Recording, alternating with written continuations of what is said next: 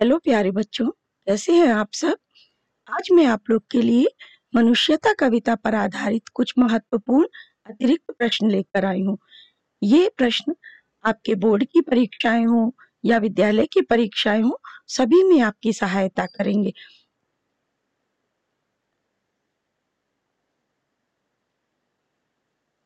पहला प्रश्न है, मनुष्य को किस प्रकार का जीवन व्यतीत करना चाहिए? मनुष्यता कविता के आधार पर लिखिए।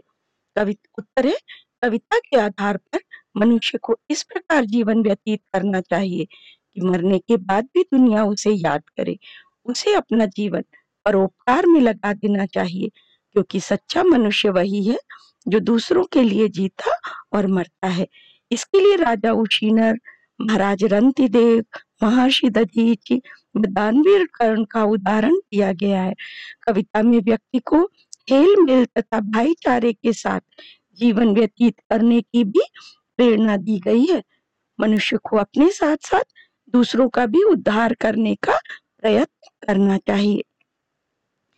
दूसरा प्रश्न है, मनुष्यता कविता में अभीष्ट मार्ग किसे कहा गया है और क्यों? उत्तर है, अभीष्ट मार्ग से तात्पर्य मनुष्य के लिए उचित कर्तव्य मार्ग पर चलने से है। संसार में अनेक धर्म और पंथ हैं, लेकिन कोई भी धर्म और पंथ दूसरों को सताने की अनुमति नहीं देता। मनुष्य को अपनी इच्छा अनुसार धर्म या पंथ अपनाने तथा अपनी इच्छा अनुसार कार्य करने की स्वतंत्रता है, मगर उसे यह ध्यान अवश्य रखना चाहिए कि उसके द्वारा किसी दूसरे को कोई कष्ट ना हो। उसे आजीवन दूसरों का कल्याण करते रहना चाहिए। यही मनुष्यता है और इसका पालन करना ही उसका अभीष्ट मार्ग है। तीसरा प्रश्न है, राष्ट्रकवि मैथिली शरण गुप्त ने मनुष्यता कविता में किन किन उदाहरणों से परोपकार का संदेश दिया है? उत्तर है, मैथिली शरण गुप्त जी ने निम्नलिखित उदाहरणों से परोपकार का संदेश दिया है। पहला उदाहरण है, भूख से व्याकुल राजा रंतिदेव ने अपने भोजन का थाल किसी भूखे व्यक्ति को दे दिया था। दूसरा पॉइंट है, महर्षि दधीचि ने देवताओं के कल्याण के लिए अपनी हड्डियां तक दान में दे दी थी। तीसरा पॉइंट है, राजा उशीनर अर्थात महाराज शिवी ने एक कबूतर के प्राण बचाने के लिए भूखे बाज को अपने शरीर का मांस तक काट कर दे दिया था। चौथा पॉइंट है, दानवीर कर्ण ने देवराज इंद्र के मांगने पर अपने कवच तथा कुंडल तक दान में दे दिए थे। चौथा प्रश्न है, बुद्ध का विरुद्धवादी क्या था? वह कैसे शांत हुआ? उत्तर है, गौतम बुद्ध बौद्ध धर्म के संस्थापक थे। उन्होंने अनात्मवाद के सिद्धांत का प्रतिपादन किया, जिसका अन्य धर्मों और मतों ने घोर विरोध किया। बुद्ध के धर्म का मूल तत्व करुणा था। बुद्ध को बहुत प्रताड़ना का सामना करना पड़ा, लेकिन उन्होंने अपनी करुणा के भाव से सारे विरोधों को शांत कर दिया और धीरे धीरे सारा संसार उनका अनुयायी बन गया। पांचवा प्रश्न है, परोपकारी व्यक्ति अपना सर्वस्व बलिदान क्यों कर देता है? इसका उत्तर है, एक उदार और परोपकारी व्यक्ति अपना सर्वस्व दूसरों के लिए बलिदान कर देता है, जैसा कि कर्ण और महर्षि दधीचि ने किया था। इसका कारण यह है कि उसे इस बात का ज्ञान होता है कि यह मानव देह अनित्य है, यह एक न एक दिन नष्ट हो ही जाएगी। इसका सबसे अच्छा उपयोग यह है कि इसे दूसरों के कल्याण के लिए लगा दिया जाए।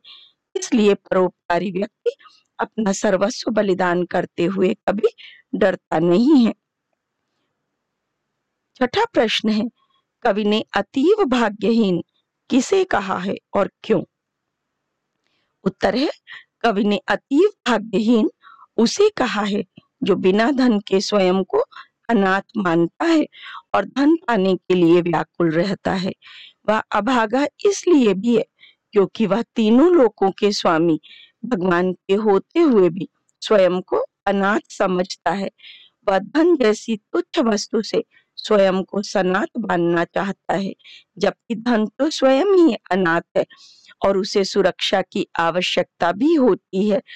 मनुष्य को धन के लिए नहीं, बल्कि परोपकार जैसे मानवीय गुणों के लिए अधीर होना चाहिए और ईश्वर का कृपा पात्र बनना चाहिए।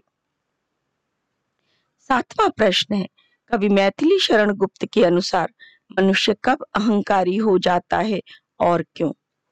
इसका उत्तर है, मैथिली शरण गुप्त के अनुसार मनुष्य धन संपत्ति और शक्ति पाकर अहंकारी बन जाता है, क्योंकि धन और शक्ति से वह स्वयं को दूसरों का स्वामी और रक्षक समझने लगता है। धन एक तुच्छ वस्तु है और संसार के एकमात्र स्वामी और रक्षक तो स्वयं भगवान है। जिसके रक्षक भगवान है, उसका कोई कुछ नहीं बिगाड़ सकता। फिर भी व्यक्ति धन और शक्ति पाकर अहंकारी हो जाता है।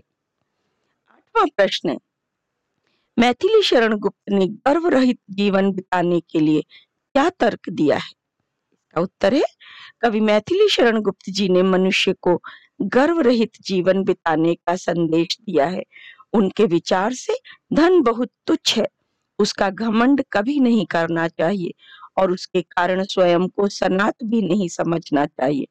संसार में सनात तो सभी हैं, क्योंकि सबके सिर पर त्रिलोकीनाथ भगवान का हाथ है। उनके रहते तो कोई अनाथ नहीं हो सकता। 9वां प्रश्न है, मनुष्यता कविता में परस्पर सहयोग से क्या करने की प्रेरणा दी गई है? उत्तर है, मनुष्यता कविता में परस्पर सहयोग से उन्नति और जीवन में आगे बढ़ने की प्रेरणा दी गई है। वह कहता है कि तुम्हें ऐसी जीवन शैली नहीं अपनानी चाहिए जिसमें कोई किसी दूसरे के काम नहीं आता। ईर्ष्या और द्वेष के मैल से रहित होकर मनुष्यता के पवित्र भाव से एक दूसरे को सहारा देते हुए इस प्रकार आगे बढ़ो कि तुम्हारा जीवन देवताओं के समान परोपकारी बन जाए। 10वां प्रश्न है, उदार व्यक्ति की पहचान कैसे होती है? उत्तर है, उदार व्यक्ति वह होता है जो अपने उदारता के गुण से समस्त संसार में समता, एकता और विश्व बंधुत्व की भावना को भर देता है। लोग उसकी कथाएं सुनते हैं, गाथाएं गाते हैं, संसार उसे पूजता है और उसकी कीर्ति हमेशा पूजती रहती है। वह मरकर भी अमर हो जाता है। 11वां प्रश्न है, मनुष्यता कविता में कवि ने सबको एक साथ लेकर चलने की प्रेरणा क्यों दी है? इससे समाज को क्या लाभ है? स्पष्ट कीजिए।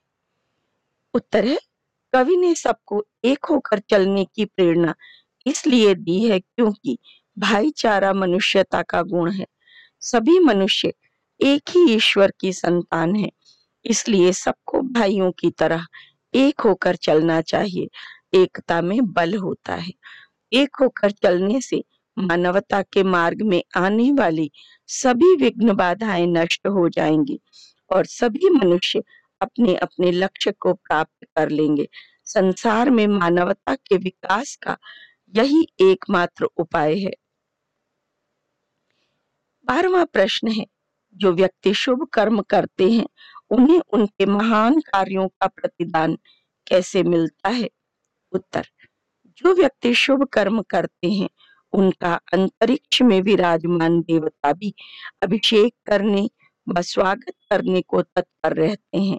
मानव सेवा करने वाले सच्चे व पवित्र मन वाले व्यक्तियों को देवताओं की पवित्र गोद में स्थान प्राप्त होता है, अर्थात वह अपने सद्कार्यों से व निष्काम परोपकार की भावना से ईश्वर तुल्य होकर संसार में लोगों द्वारा पूजे जाते हैं। संपूर्ण विश्व उनका यशोगान करता है और इतिहास में उनकी कीर्ति गाथाएं लिखी जाती हैं। 13वां प्रश्न है, मनुष्यता कविता के आधार पर आदर्श मनुष्य पर अपने विचार स्पष्ट कीजिए। इसका उत्तर है, मनुष्यता कविता के आधार पर आदर्श मानव वही है जो सभी मनुष्यों को अपना बंधु माने। उसके लिए लोगों के कर्म बेशक अलग हों, किंतु अंतरात्मा से सभी एक हों। इसलिए हर मनुष्य को दूसरे की व्यथा हरने का प्रयत्न करना चाहिए। मनुष्य को चाहिए कि वह एक दूसरे के साथ आपस में मेल जोल बढ़ाते हुए, राह के रोड़ों को हटाते हुए, भिन्नता की जगह एकता को बढ़ाते हुए औरों का उद्धार करे तथा सभी मनुष्यों को अपना बंधु मानते हुए सद्कर्म करते हुए जीवन व्यतीत करना चाहिए। 14वां प्रश्न है, मनुष्यता कविता में किस धन को श्रेष्ठ और किस धन को तुच्छ माना गया है? तर्क सहित उत्तर दीजिए।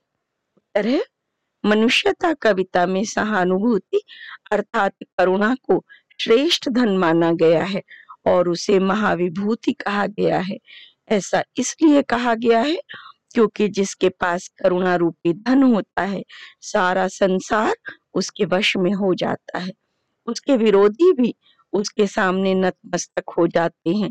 इस धन से मनुष्य में अहंकार नहीं बल्कि विनम्रता आती है। बुद्ध ने करुणा से सारे संसार को अपना अनुयायी बना लिया था। भौतिक संपत्ति अर्थात रुपए पैसे को कवि ने तुच्छ धन माना है क्योंकि यह अस्थायी होता है। इस धन के कारण मनुष्य के मन में अहंकार उत्पन्न होता है जो पाप का मूल है। इस धन को अर्जित करने, व्यय करने तथा सुरक्षित रखने में कष्ट का अनुभव होता है। करुणा रूपी धन सुख शांति प्रदान करने वाला होता है। यही कारण है कि बुद्ध ने राजवैभव त्याग कर करुणा को धारण किया। 15वां प्रश्न है, मनुष्यता कविता के आधार पर लिखिए कि कवि ने किन किन सद्गुणों को मनुष्यता के लिए आवश्यक माना है। बच्चों, मनुष्यता कविता के इस प्रकार के प्रश्न घुमा फिरा के पूछे जा सकते हैं, जैसे मनुष्यता कविता पर के आधार पर मनुष्य के गुणों की चर्चा और लक्षणों की चर्चा विस्तार पूर्वक कीजिए। अर्थात मनुष्यता कविता के आधार पर मनुष्यता की परिभाषा बताइए। तो इस प्रकार के प्रश्नों का एक ही उत्तर होगा, वह इस प्रकार है, मनुष्यता वह गुण है जो मनुष्य को अन्य प्राणियों से भिन्न और श्रेष्ठ बनाता है। यह अनेक सद्गुणों का समाहार है। परोपकार, उदारता, त्याग, दानशीलता, सहानुभूति, करुणा, विश्व बंधुत्व, निरभिमानिता, सहयोग, धार्मिक सद्भाव आदि मनुष्यता के समाहित गुण है। मनुष्यता वह भाव है जो मनुष्य को दूसरे मनुष्यों के लिए जीना मरना सिखाता है। यह संपूर्ण संसार को एकता के सूत्र में बांधता है। इसके कारण मनुष्य अपने शरीर तक का भी बलिदान कर देता है। मनुष्यता के भाव से अभिभूत व्यक्ति राज सुख छोड़कर मानवता के दुख दूर करने के लिए भिक्षुक बन जाता है। महाराज रंतिदेव भूख से पीड़ित होते हुए भी अपना भोजन दूसरों को दे देते हैं। राजा उशीनर अपने शरीर का मांस एक कबूतर की रक्षा के लिए दे देते हैं। महर्षि दधीचि दूसरों के कल्याण के लिए अपनी हड्डियां तक दान कर देते हैं, अर्थात अपने प्राणों को त्याग देते हैं। तो मनुष्यता ही वह भाव है जिसके कारण परस्पर हेल मेल से रहते हुए सभी मनुष्य अपने लक्ष्य को प्राप्त कर लेते हैं। 16वां प्रश्न, अतर्क एक पंथ के सतर्क पंथ हो सभी। इस पंक्ति के द्वारा कवि क्या समझाना चाहता है? वर्तमान में इस पंक्ति की सार्थकता व औचित्य स्थापित कीजिए। उत्तर है, इस पंक्ति के द्वारा कवि धार्मिक सद्भावना की सीख देना चाहता है। उसका मानना है संसार में सभी मनुष्यों का बिना किसी तर्क के निर्विवाद केवल एक ही धर्म है, मनुष्यता। अन्य सभी धर्म और संप्रदाय मनुष्यता के धर्म पर आधारित होने चाहिए। उनका एक भी तर्क मानवता के विरुद्ध न हो। सभी धर्म आपसी हेल मेल को बढ़ाएं, न कि आपसी भेदभाव को। सब लोग मानवता के मार्ग में आने वाली विघ्न बाधाओं को दूर करते हुए अपने इच्छित पंथ को अपनाकर खुशी से आगे बढ़ते जाएं। वास्तव में सच्चा पंथ तो वही है जिसके अनुयायी स्वयं भी पार उतरें और दूसरों को भी पार उतारें। इस प्रकार यह पंक्ति पूरी तरह से सार्थक है। वर्तमान में इस पंक्ति के द्वारा कवि धार्मिक भेदभाव की भावना को संसार से समाप्त करना चाहता है। 17वां प्रश्न, मनुष्यता कविता और अब कहाँ दूसरे के दुख से दुखी होने वाले पाठ का केंद्रीय भाव एक ही है, सिद्ध कीजिए।